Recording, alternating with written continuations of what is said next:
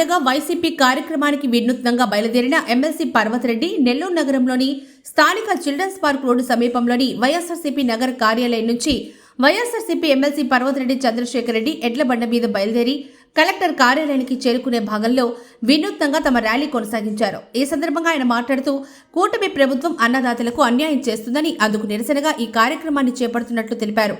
ఈ కార్యక్రమంలో నగరానికి చెందిన స్థానిక కార్పొరేటర్లు, ముస్లిం మైనార్టీ నాయకులు అధిక సంఖ్యలో పాల్గొన్నారు. రైతు లేకపోతే రాష్ట్రం కానీ సమాజం కానీ లేదంటారు. అటువంటి రైతుకైతే అనేక హామీలు ఇచ్చారు. అందులో ప్రతి సంవత్సరం కూడా రైతులందరికీ కూడా 20,000 రూపాయలు చెప్పిన పంట సాయం కూడా చేస్తానని చెప్పి కూడా చెప్పారు. ఇలాంటి అనేక పథకాలు ఉద్యోగస్తులకు కానీ నిరుద్యోగులకు కానీ అన్ని హామీలు ఇచ్చి ఈరోజు ఏ ఒక్క హామీని కూడా అమలు చేయకుండా పైపెచ్చి ఆయన చెప్తున్న పదం ఏంటంటే ఈ పథకాలు అమలు చేయాలంటే నాకు భయం వేస్తుంది అంటారు.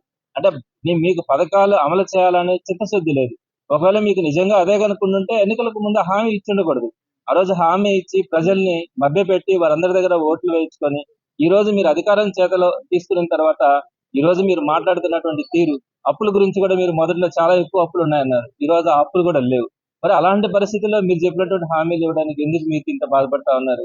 ఈ రోజు ప్రజల్లో చాలా ఉవ్వెత్తున లేస్తా ఉంది. కేవలం 6-7 నెలల్లోనే ఇంతటి వ్యతిరేకతని తీసుకొచ్చినటువంటి ఘనత కూడా చంద్రబాబు నాయుడు గారిది. ఎక్కడా కూడా ఇన్ని సీట్లు గెలుచుకున్న తర్వాత ఇంత షార్ట్ పీరియడ్ లో ఇంత వ్యతిరేకతను ఎవరు తెచ్చుకోలేదు. మరి ఈ రోజు రైతులు అల్లాడుతా ఉన్నారు. ఒక పక్క వర్షాలు పడ్డాయి, అందరూ కూడా వ్యవసాయ పనులు చేసుకోవాలా. జగన్మోహన్ రెడ్డి గారు ఉన్నప్పుడు రైతు భరోసా కింద ఆయన కంటిన్యూస్ గా వారికి కావాల్సినటువంటి చెప్పినటువంటి సాయాన్ని చెప్పిన దానికంటే మిన్నగా కూడా ఇచ్చారు.